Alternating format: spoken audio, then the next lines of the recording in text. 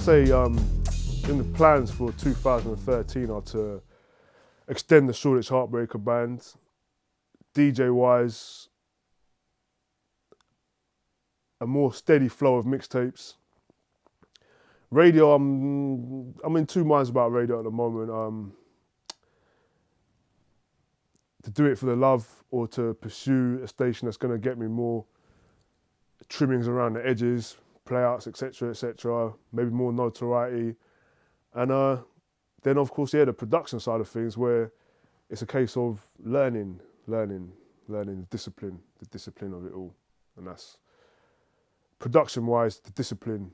I don't think there's going to be too much stuff out saying that Avi's got one tune in the pipeline with an artist on it.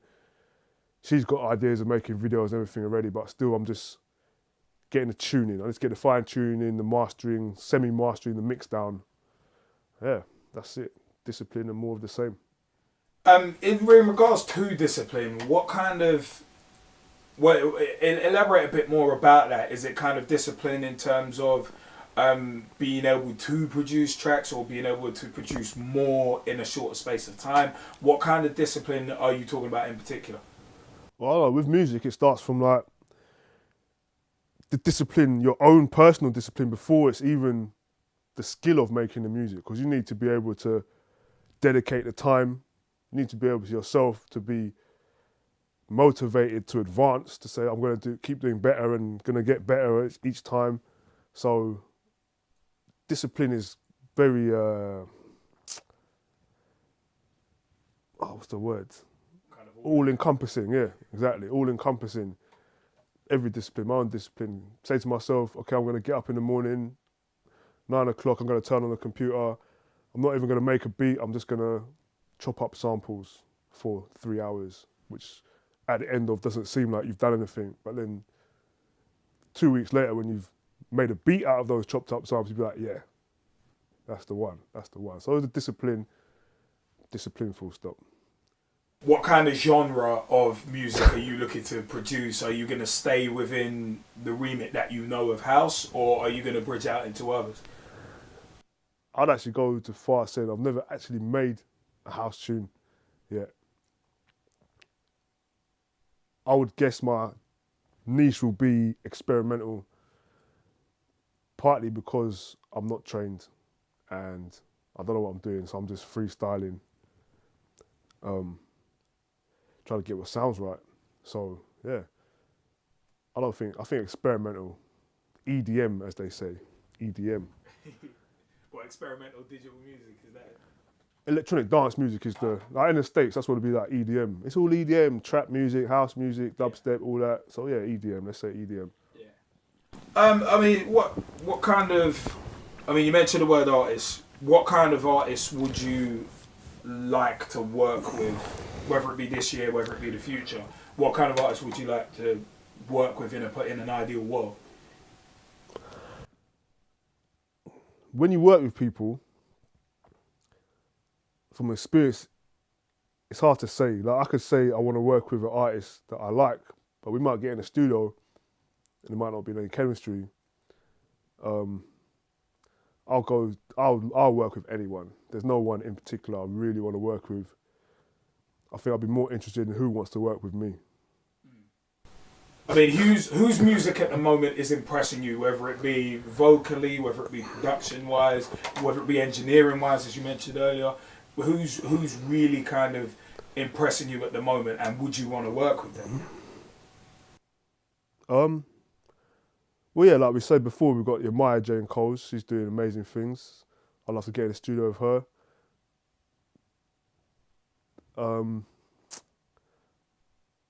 So many artists. Clams Casino, the guy that had on the back of my freestyle video.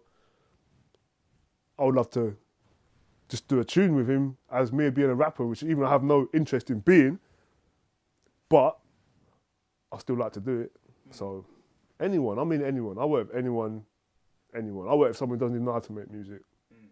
That's what I would like to envision, to say, what would you like? What kind of tune would you like to make? And then obviously it would be both our tunes, but I would say, okay, we're gonna sample this, we're gonna do this, let's make it. You know what I mean? A lot of people in music, their egos get attached to things. So that's what I mean with working with people. When the ego gets attached to something, it's like, I've made this beat, I don't even want to change it too much, even though I'm making it with you, kind of thing. Like, you save the beat, keep it as your beat. Let's take the same thing and let's fuck with it. But some people don't want to do that. So anyone who's willing to be flexible and creative and try anything, yeah. No names, anyone. So in terms of musically, whether it be production, whether it be DJing, because obviously you're doing both, what does DJ Laze Breaks stand for? And is that different to what Vasco Gamede stands for? No, they're one and the same.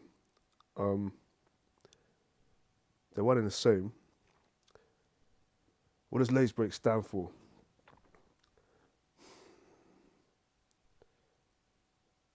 I think the best way, when it comes to house music, the best way I sum it up is I can go to a house night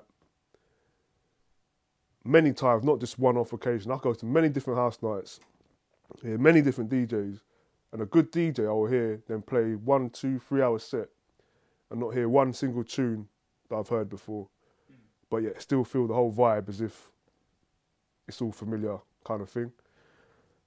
And that's, I think, the feeling you get in good house clubs anyway, where everyone's positive. They hear a tune, they've only heard 2 bars of it, and they're ready, their hands in the air. And it's, woo, just the feeling straight away from the first drop or even the build up.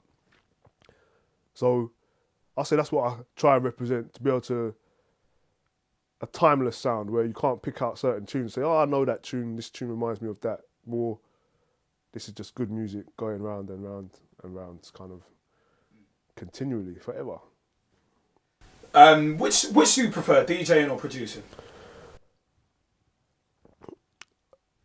I haven't got far enough into producing to give a good answer for that one, to be honest. I mean, can you see yourself loving production as much as you love DJ? Oh yeah, definitely. But there's something about DJing, and I say back to what I stand for with the mixtapes and that. I would say, in some sense, I do see when I make a mixtape as a production. It's not just a mixtape, which is easy to make. And people say, why don't you just make a mixtape like this? I think, nah, because anyone can go and do that mix. But I know my mixes are unique. So there's a production element in what I do. Especially now, the digital age, I think for a lot of producers, I would say Maya, J and Coles, and a whole lot of other people, the digital side of production has filtered and spilled into DJing. So I suppose where I would really see it is them both being one in the same. That's probably the best answer. Not one actually going and making a beat in front of the crowd, with the crowd, even sample them, say, look, this is a tune I made before I got here. You lot want to say something? No. You lot on the tune now, yeah, this is the tune from this night. Yeah. It can be done. And there's no pressure to release it then. It's just something that might just be on YouTube, but it can be out there. It can exist now in this digital age, along with all the cats falling over, getting 20 million views. Interactivity in music, is it the future?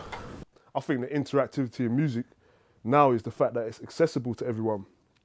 So rather than maybe having a night, like we said, where I could say, call a girl from the front of the stage and say something, and then she's going to be on the tune, and it's going to be immortalised for as long as we're here. It's more, you can get people to bring their stuff.